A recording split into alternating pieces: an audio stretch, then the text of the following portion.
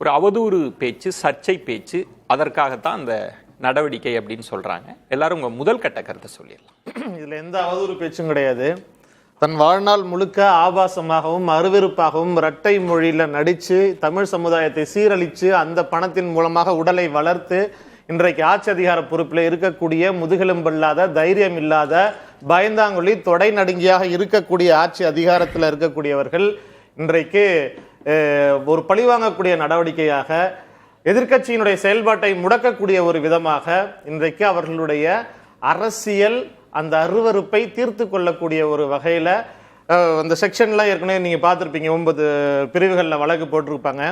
ஏற்கனவே நீதிமன்றம் ஏற்கனவே நல்லா கொடுத்துச்சு அவங்களுக்கு, இப்படியான செக்ஷன்ஸ் எல்லாம் போடக்கூடாது, இதெல்லாம் தாங்கி கொள்ளக்கூடிய அளவிற்கு கூட உங்களுக்கு துணிவில்லையா, சகிப்புத்தன்மை இல்லையா அப்படின்னு சொல்லி நீதிமன்றம், சென்னை உயர் நீதிமன்றமே ஏற்கனவே கேள்வி கேட்டிருக்கு. இதே போல சமூக வலைதளங்கள்ல பேசினாங்க, கருத்துக்களை பரிமாறினாங்க அப்படிங்கிறதுக்காக ஏற்கனவே நல்ல அடி கொடுத்துச்சு. அதையெல்லாம் மீறி இன்றைக்கு உயர் நீதிமன்றம் 12 மணி வரைக்கும் நீங்க கைது பண்ணாதீங்கன்னு சொல்லி அதையும் அது அந்த அளவிற்கு கூட பொறுத்து கொள்ள முடியாமல் நீதிமன்ற உத்தரவையும் மீறி 9:30 மணிக்கு தஞ்சாவூர்ல வழக்கு பதிகிறாங்க. 10:30 மணிக்கு அண்ணன் உதயநிதி அவர்கள் வீட்டில் காவல்துறை ஏவல் துறையாக நின்றுட்டு இருக்குது. கைது பண்ணியே ஆகணும் அப்படின்னு சொல்லி கைது பண்றதுக்கு நாங்க கைது பண்ணதான் வந்திருக்கிறோம், ரிமாண்ட் பண்ணதான் வந்திருக்கிறோம்னு அங்க வீரவசனமா பேசிட்டு விஜயனுடைய ஏவல் துறை நீதிமன்றம் கேட்கிறப்ப என்ன சொல்லுது, எங்களுக்கு கைது பண்ணக்கூடிய இது இல்லை, நாங்க விசாரிச்சுட்டு போறதுக்கு தான் வரோம்னு சொல்லி 8 மணி நேரமாக தொடர்ந்து சென்னையிலிருந்து ஈசிஆர் வழியா, விழுப்புரம் வழியா,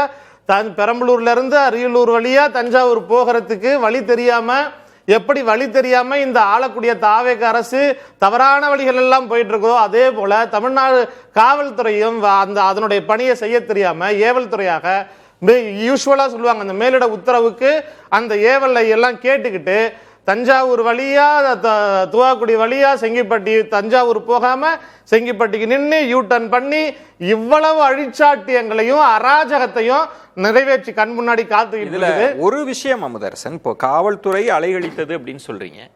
ஆனா இந்த பேச்சுன்றது சர்ச்சை பேச்சு. என்ன சர்ச்சை பேச்சுன்றது, என்ன அவதூறா பேசினாரு? கட்சிகளும் கண்டிச்சிருக்காங்களே, அதை தவிர்த்திருக்கணும்.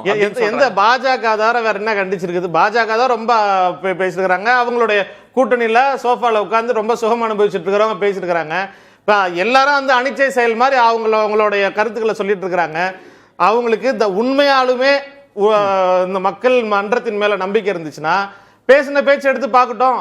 எடுத்து அந்த ஸ்டேஜ்லயே அவர் பேசியதற்கான விளக்கத்தையும் சொல்லிட்டாரு. அதையெல்லாம் மீறி அவர் என்ன, தமிழ்நாடு அரசுக்கு எதனால கோபம்? என்ன டம்மி முதலமைச்சர், செயல்பட தெரியாத, நிர்வாக திறனற்ற, நிர்வாக தோல்வி அடைந்திருக்கக்கூடிய ஒரு டம்மி முதலமைச்சர் தமிழ்நாட்டை ஆட்சி செஞ்சிட்டு இருக்கிறாருங்கிறதுனால சொன்னதுனால கோபமா? இல்ல, கடும் வார்த்தைகள் இல்ல, தண்ணி வந்துச்சாங்க, தண்ணி வந்திருக்குதா? தண்ணிங்கிறத கேட்டா அவ்வளவு கோபமா இருக்கா? தண்ணி வரலன்னு சொன்னது அவ்வளவு பிரச்சனையா இருக்குதா? இன்னைக்கு தமிழ்நாடு எதை பத்தி பேசி இருந்திருக்கணும், எதை பத்தி டிஸ்கஸ் பண்ணி இருந்திருக்கணும்? தமிழ்நாட்டினுடைய ஜீவாதார பிரச்சனையாக இருக்கக்கூடிய காவிரியை பத்தி பேச வேண்டிய இந்த சூழல்ல ஒரு டம்மி முதலமைச்சருடைய நிர்வாக செயல் இல்லாத திறனற்ற முறையில் இல்லன்றீங்களா? என்ன அவதூறு இருந்துச்சுன்னு சொல்லுங்க. என்ன அவதூறு இருந்துச்சு? அவர் தமிழ்நாட்டுடைய முதலமைச்சருக்கு தூங்கி எழுந்திருச்சா எந்த நேரமும் திமுக காரவங்க மேல பொய் வழக்கு போட்டு கைது பண்ணணும் அப்படிங்கிறது தான் அவருடைய நோக்கமாக இருக்குதுன்னு எதிர்கட்சி தலைவர் பேசுறாரு. கீழே இருக்கக்கூடிய தொண்டர்கள் என்ன பேசுறாங்க?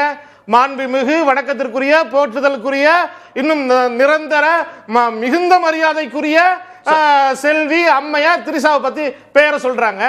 அந்த பேரை சொன்ன உடனே அவர் என்ன சொல்றாரு? அவங்க வீட்டுல தண்ணி வரணுங்கிறது தான் பிரச்சனையா இருக்குது அவருக்கு அப்படிங்கிறது. இதுல என்ன அவதூறு? இது இன்னைக்கு பத்திரிகையாளர்கள் கேள்வி கேட்கிறப்ப கூட இந்த பேச்சை நீங்க எடிட் பண்ணா வெட்டி ஒட்டி காப்பி பேஸ்ட் பண்ணாம பாருங்க அப்படின்னு சொல்லி இருக்கிறாரு. முடிச்சிடுறேன்.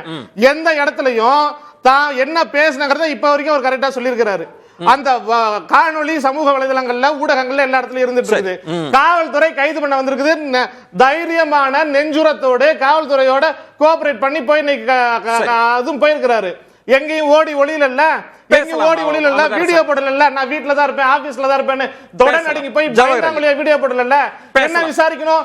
எதற்காக தஞ்சாவூர் கொண்டு போய் நீங்க விசாரிக்கிறீங்க? விசாரிக்கணும்னு நினைக்கிறவங்க சென்னையில விசாரிக்க வேண்டியது.